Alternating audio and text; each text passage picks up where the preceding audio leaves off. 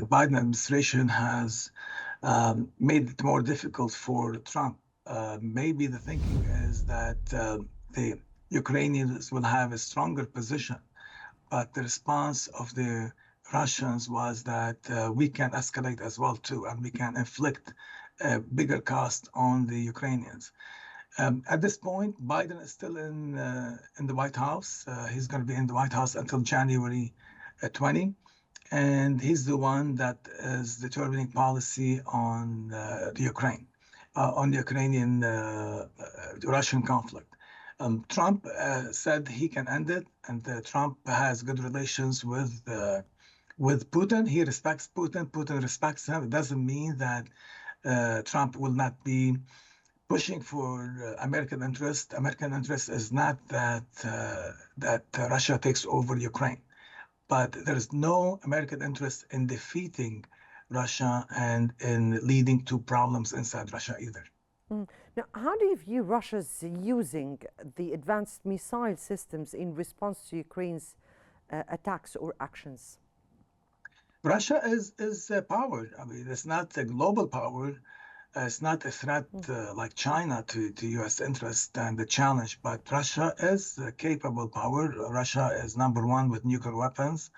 It has thousands of nuclear weapons, and Russia is strong military. I mean, it hasn't been able to achieve what it thought it can achieve in a short time in Ukraine. But it's a power to reckon with. I mean, they have the weapons, they have the manpower to sustain a conflict for many years. Now, the thinking of many people in the world who are negative about U.S. foreign policy is that the U.S. wants to fight Russia until the last Ukrainian. And while some people in the U.S. say that Zelensky wants to fight Russia until the last American dollar, and that's not going to continue. The thinking of Trump that the situation is not good for the Russians or for the Ukrainians, and he has a vision of having it end. How have the ongoing frontline engagement impacted the strategic landscape of the conflict, particularly in areas like Pokrovsk and Kapinsk? Yeah, this is not a conflict that will end in 1 month, 1 day, 1 year. This is a conflict that's open-ended, and the performance of both sides, you have ups and downs through the times that this conflict has been going on. Now, Trump says, when I was in the White House, this did not happen. Trump did not invade Ukraine. There was no war in Ukraine. He wants to put an end to the war. This is a war that can last for a long time. Russia can fight for years. Ukraine, with the support of the U.S. and the Europeans, can fight for years as well. A lot of people will die. And Trump sees no point in that.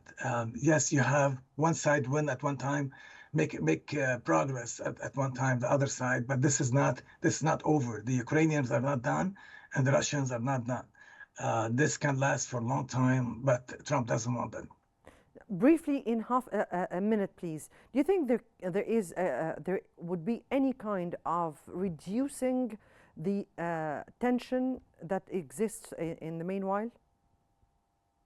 I'm optimistic. I'm optimistic that yes, this will not continue. There will be a settlement. There will be some kind of settlement that will be acceptable to the Russians and to the Ukrainians.